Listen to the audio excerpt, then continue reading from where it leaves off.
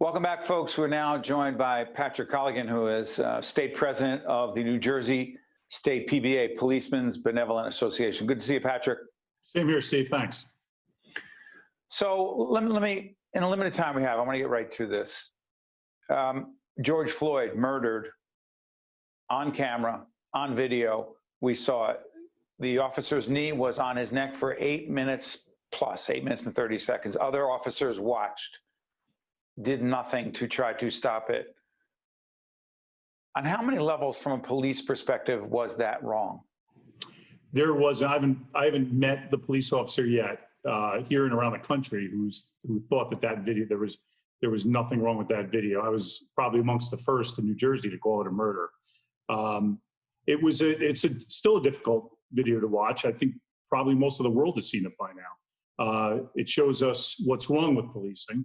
It certainly is not indicative of all the great officers that are out there, but as I've said a lot since May the 25th, since the day that George Floyd was killed, until robots do this job, those horrible incidents are going to continue to occur. Hopefully, this narrative has changed. I know I would be the first to say that we can always make improvements. But that was a hard video to watch. It continues to be a hard video to watch for anybody who takes this job seriously, and it was a tarnish on all of our badges. So people are going to see a graphic on the screen as we talk right now, Pat, that simply says Confronting Racism. That is a long-standing series that we're involved in, we're committed to, and will not end anytime soon.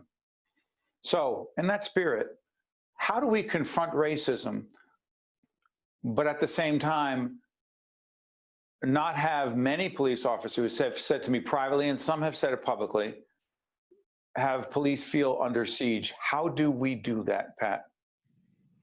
Well, it's never, even before the murder of George Floyd, it's very difficult for us on the law enforcement side. I'm certainly not African American. I didn't grow up, in a hard community, a tough community, and many officers didn't. So it's very hard, quite frankly, and being blunt, it's hard for us to know that side of the story. On the other side, though, sometimes when law enforcement is looking at a video or a prosecutor is looking at a video, we look at it from a different perspective than the average citizen. I think as hard as that video is to look at, when you look at the beating of Rodney King, those officers were exonerated because, Rodney King never really stopped resisting arrest. And that's from a law enforcement perspective. And the reason that the jury, who sits there for weeks on end and listens to all the use of force issues and all the legal issues, and again, I'm not saying it's not an easy video to watch, but from a law enforcement perspective, when somebody stops resisting arrest, force on the police side usually, not always, but usually stops. So at the end of the day, it's very difficult for us to get the perspective of the other side of law enforcement, and it's very difficult for the other side of law enforcement to see what and why we do. When we're making an arrest, when somebody's resisting arrest, no matter how quick it ends, it's very difficult to watch. Whether you're a great adventure and they're just being handcuffed, I mean, your kids are watching somebody's we're taking away their right of freedom. So it's a hard thing to watch somebody resisting arrest and the officers doing whatever they are required to do under the law to get. But Patrick, let me. There are two issues here. First of all, there's none of us who have ever, any of us who have, we just haven't served in your capacity or your brothers and sisters, so we don't know. However, those other cops who were standing there watching that cop with his knee on George Floyd's neck for 8+ minutes. What responsibility do they have, and what does that say about the culture, not just in Minneapolis, but, I mean, would most cops, with a commanding officer or superior officer with his knee on the neck of someone who's saying, I can't breathe, dying right in front of him, with people with a video camera right there? I mean, what kind of culture are we talking about that says they don't try to stop it?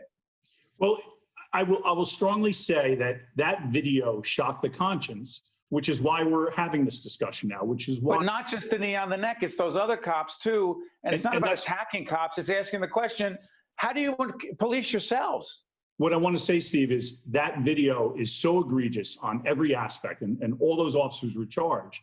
And that is not the norm. That's why that one video from May the 25th has changed policing profoundly, because, you know, that is a, I'm not going to say it's a once in a lifetime video. I hope it's not. Unfortunately, it's not, Pat, and we know that. It's not. There are too many other videos. But it's a rare video to have that many officers sitting there and watching. It's a rare video, Steve. Do you believe police officers right now, the president has said this as we tape this program on August 13th, the president has said that police officers, the police are under siege, they can't do their job, particularly in urban communities. Do you believe that's accurate? I believe it 1,000%. And you can look at Portland, you can look at Seattle. My friends in New York City, I'm close with the New York City PBA president and his board. They are handcuffed. There's nothing that. What does that mean, Pat? What does that mean to be handcuffed as a cop? We're not able to continue doing our job. Everything, and I'm not saying that there's an issue with videotaping us, but everything is now a video.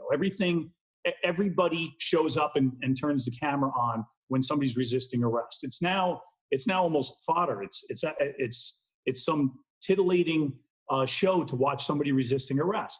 But when de Blasio decided to dismantle the anti-crime unit, the plainclothes unit, you know, and basically those officers were told to stand down. They were.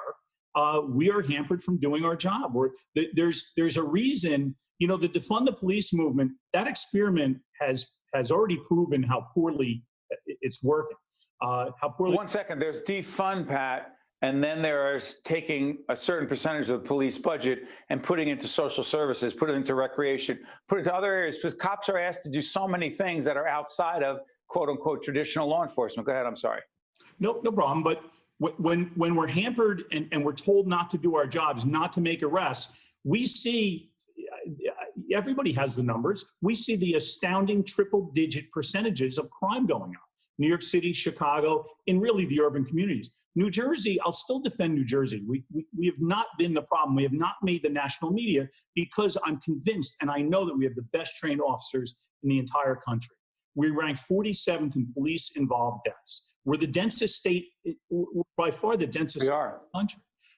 So we do a good job here, and it's the reason that you don't see us on CNN and Fox News and CNBC, because we don't have those problems here. Of the thousands of protests that we've had, only 3 really went sideways. We had Trenton, we had Atlantic City, and they just made 85 arrests in the last couple of weeks. We had Trenton, we had Atlantic City, and we had one other one that went, you know, that had some issues. But they've been largely peaceful. Camden was peaceful. Right. And by the way, what I'm struck by, and we talked about this with former Governor Christie, he mentioned this in that interview. By the way, check it out. You'll see our website, steveadubato.org. We talked about the Camden police chief who was out there shoulder to shoulder marching with those protesters. Do we not need more of that, Pat? Look, as I said, our business has changed profoundly since May the 25th, since George Floyd was killed. Would I ever sit and say, and I've never said that we don't need change, we don't need to improve. We always need to improve. There's no doubt about it. There's need for improvement in every business, every industry. And real quick, I'm sorry again for interrupting. Those who say the police unions are an obstacle in the way of police reform, you say? Absolutely not. We've been a partner, especially with this Attorney General. We've been a partner with virtually Rabir Graywall, the Attorney General. Right, with virtually every single policy he's come out with since he took over. Even at the end of the last administration with Chris Perino, working with the Attorney General's office, working to draft some of these policies, and not only us, but the ACLU, you know, the other groups that have interest in this. So absolutely not. Can you look around the country and say that? You probably can. Not in New Jersey? Not in New Jersey. There's just a few police unions. It's the state PBA, another group that covers municipal officers, and then we have the 3 state trooper unions. And we work closely together. And if anybody says that we're the impediment, doesn't know what we're doing and how we partner with the Attorney General's office, with the legislature. We're kind of the voice of reason sometimes with the legislature and drafting bills. Patrick Colligan, who is the president of the New Jersey State Policemen's Benevolent Association. Pat, thank you for joining us, and we thank you and your colleagues for your service every day. There's a lot of work to do to improve police-minority relations and just frankly improving policing overall. But we thank you for joining us. Absolutely. And thanks for letting us get our voice out there. Thanks. You got it. I'm Steve Adubato. Thank you so much for joining us. We'll see you next time. Think Tank with Steve Adubato has been a production of the Caucus Educational Corporation. Funding has been provided by the Robert Wood Johnson Foundation, University Hospital, Gibbons PC, Horizon Blue Cross Blue Shield of New Jersey, the Turrell Fund, supporting Reimagine Childcare, Johnson & Johnson, Berkeley College, the Fidelco Group, and by the Adler Aphasia Center. Promotional support provided by Jaffe Communications and by Meadowlands Chamber. Hi, I'm Governor Tom Kean. A dear friend of mine had aphasia, which is a language disorder that occurs from a brain injury or a stroke. It robs a person's ability to communicate, but it doesn't affect their intellect. Programs and services offered at the Adler Aphasia Center help to improve my friend's communication skills, as well as her self-confidence and quality of life. Most importantly, she was among people who understood her. If you or a loved one has been diagnosed with aphasia, there is hope.